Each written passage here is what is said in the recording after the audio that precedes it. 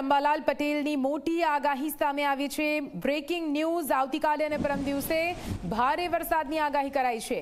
મધ્ય અને દક્ષિણ ગુજરાતમાં ભારે વરસાદની આગાહી છે। જામનગરમાં ભારે વરસાદની હવામાન વિભાગની આગાહી છે। અમદાવાદ, વડોદરા, ગાંધીનગરમાં પણ ભારે વરસાદ પડશે। 2 થી 5મી જુલાઈએ મધ્ય અને દક્ષિણ ગુજરાતમાં પડશે ભારે વરસાદ। 5 થી 12મી જુલાઈએ અન્ય રાજ્યોમાં ભારે વરસાદ પડી શકે છે।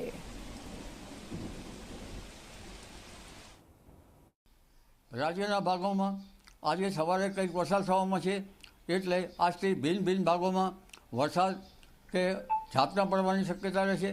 કોઈ ભાગમાં વધુ વરસાદ થઈ શકે, પરંતુ ઉલ્લેખનીય છે કે હજુ મધ્ય ગુજરાતના કેટલાક ભાગોમાં વાવણી લાયક વરસાદના વાવડ નથી અને વરસાદ ઓછો છે। તો તટ ભાગોમાં 30મી જૂનથી 1 જુલાઈ વચ્ચે વડોદરાના ભાગોમાં ભારે વરસાદ થવાની શક્યતા રહેશે અને અમદાવાદમાં ભાગોમાં પણ ભારે વરસાદ થવાની શક્યતા રહેશે। આ ઉપરાંત ઉત્તર ગુજરાતના કેટલાક ભાગોમાં પણ ભારે વરસાદ થવાની શક્યતા રહેશે।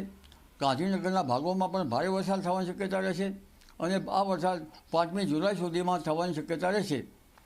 આ ઉપરાંત સાબરકાંઠાના કેટલાક ભાગોમાં પણ વરસાદ ઓછો છે તેવા સંકેત મળ્યા છે, તો સાબરકાંઠાના ભાગોમાં પણ 5મી જુલાઈ સુધીમાં વરસાદ થવાની શક્યતા રહેશે। કેટલાક ભાગોમાં પંચમહાલના ભાગોમાં પણ વરસાદ થવાની શક્યતા રહેશે। કચ્છના ભાગોમાં પણ વરસાદ થવાની શક્યતા રહેશે। પણ ઉલ્લેખનીય છે કે તારીખ 5 થી 12 જુલાઈમાં રાજ્યના ઘણા ભાગોમાં અને દેશના ભાગોમાં પણ વરસાદ થવાની શક્યતા રહેશે। દેશ સહિત રાજ્યના ઘણા ભાગોમાં પૂર આવે તેવો વરસાદ થવાની શક્યતા રહેશે, જેમાં આહવાના વલસાડના ભાગોમાં ભારેથી અતિભારે વરસાદ થવાની શક્યતા રહેશે। સુરત વગેરે ભાગોમાં ભારે વરસાદ થવાની શક્યતા રહેશે। દક્ષિણ સૌરાષ્ટ્રના ભાગોમાં પણ ભારે વરસાદ થવાની શક્યતા રહેશે। જામનગરના ભાગોમાં તો અત્યારે હાલમાં જ તારીખ 30 જૂનથી 2 જુલાઈ વચ્ચે ભારે વરસાદ થવાની શક્યતા રહેશે અને ત્યાર પછી પણ જે 12 જુલાઈ સુધીમાં પણ વરસાદ થવાની શક્યતા રહેશે। પણ ઉત્તર સૌરાષ્ટ્રના ભાગોમાં અને કચ્છના ભાગોમાં પણ વરસાદ થવાની શક્યતા રહેશે।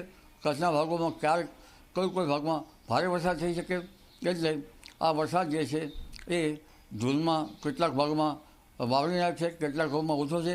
જ્યાં વરસાદ છે ત્યાં ઘણો વરસાદ થયો છે। સૌરાષ્ટ્રના કેટલાક ભાગોમાં પણ હજુ વાવણી લાયક વરસાદ નથી અને ગુજરાતના કેટલાક ભાગોમાં તો વાવણી લાયક વરસાદથી ઘણા વંચિત છે, તે 12મી જુલાઈ સુધીમાં રાજ્યના ઘણા ભાગોમાં વાવણી લાયક વરસાદ થઈ જવાની શક્યતા છે। અલબત્ત કેટલાક ભાગમાં ભારેથી અતિભારે વરસાદની શક્યતા પણ છે।